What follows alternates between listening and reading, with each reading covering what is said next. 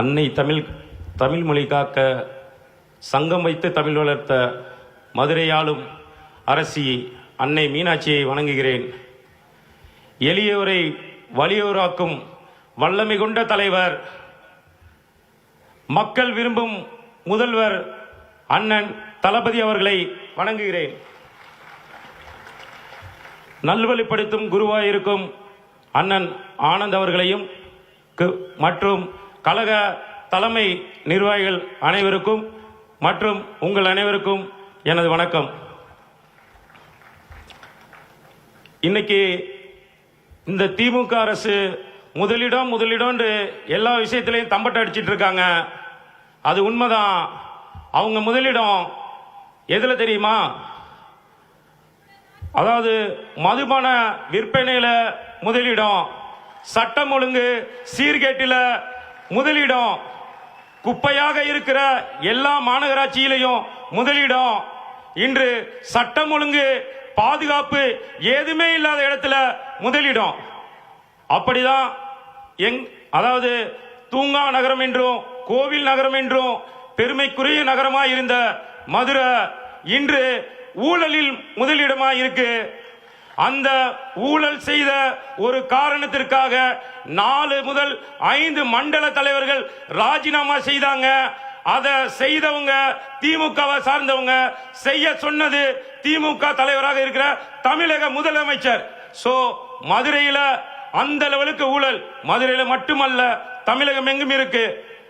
அதே போல மதுரையில மறுபடி முதலிடம் எதுலனா, இன்றைக்கு இந்தியாலேயே அசுத்தமான நகரங்கள்ல மதுரை முதலிடமாயிருக்கு. எப்படி சிறப்பாக இருக்கும்? ஏன்னா மக்களால் தேர்ந்தெடுக்கப்பட்ட அந்த நம்ம தலைவர் தளபதி சொன்ன மாதிரி தான், நம்ம எல்லாம் ஏமாந்துட்டோம்னு சொல்ற மாதிரி நம்ம நம்பி வாக்களிச்சோம். அந்த வாக்களிச்ச நிர்வாகிகள் எல்லாருமே சொத்து வரியில ஊழல் பண்ணி அரசுக்கு வருவாய் இழப்பு என்ற முறையில் ராஜினாமா செய்கின்ற சூழ்நிலை வந்தா அவங்க எப்படி மக்களை பார்ப்பாங்க? அதோட விளைவு இன்று மதுரையை பொறுத்தளவுக்கு எந்த இடத்திலுமே சரியான சாலை வசதிகள் கிடையாது.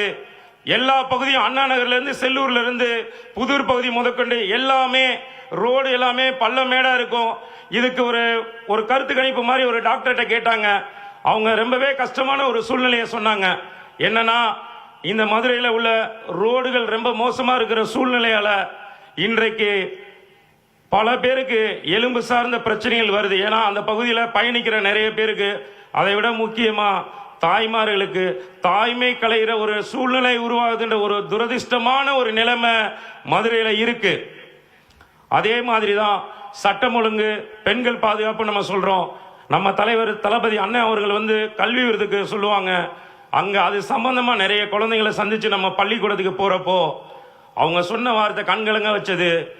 அவங்க சொன்னது, பள்ளிக்கூடத்துக்கு பெண்கள் பாதுகாப்பா வர முடியல, அங்க மது போதையில இருக்கிற இளைஞர்கள் அந்த வர பெண்களை தப்பான முறையில் இது பண்றாங்க, அதை நீங்க தடுக்கணும் அப்படின்னு சொன்னாங்க. எங்க இருக்கு பெண்கள் பாதுகாப்பு? இதுதான் இந்த திமுகவோட இன்றைய நிலைமை. இதை எல்லாமே மாற்றணும் அப்படின்றா ஒட்டுமொத்த தமிழகத்தின் ஒற்றை நம்பிக்கையா இருக்கிற நமது தலைவர் தளபதி அவர்கள் தலைமையில் நல்லாட்சி மலரும். முதலிடம் சொல்லிட்டு இருக்கிற இந்த திமுகவிற்கு 2026 முதலிடம் கொடுப்போம். ஏன்னா தப்பு செய்யற ஒருத்தரையும் தப்பிக்க விட மாட்டேன் என்று சொன்ன ஒரு தலைவர் மக்கள் சக்தியால வென்று உண்மையான மக்களாட்சி அமைச்சு முதலிடம் கொடுப்பாரு. தப்பு செய்த அனைவரும் ஜெயிலில் இருப்பதில் முதலிடம் என்ற பெருமையை கொடுப்பாரு என்பதை தெரிவித்துக் கொண்டு, தலைவா, நீங்கள் ஆள வேண்டும் என்ற ஆசை எங்களுக்கு உண்டுதான். அதைவிட முக்கியம் தமிழக மக்கள் நன்றாக வாழ வேண்டும். அதற்கு மக்கள் விரும்பும் முதல்வர் வேட்பாளராக நீங்கள் மட்டுமே வர வேண்டும் என்ற ஒட்டுமொத்த தமிழகத்தின் சார்பாக, உங்களின் அன்பு தம்பிகள் சார்பாக, தாய்க்குலங்களின் சார்பாக வேண்டுகோள் வைத்து, வெற்றி நிச்சயம் என்ற உங்களது கொள்கையை ஏற்று உங்களுடன் குருதி உரையும் வரை இறுதி வரை பயணிப்போம் என்று கூறி இவ்வாய்ப்பை அளித்த உங்களுக்கு நன்றி கூறுகிறேன். நன்றி, வணக்கம்.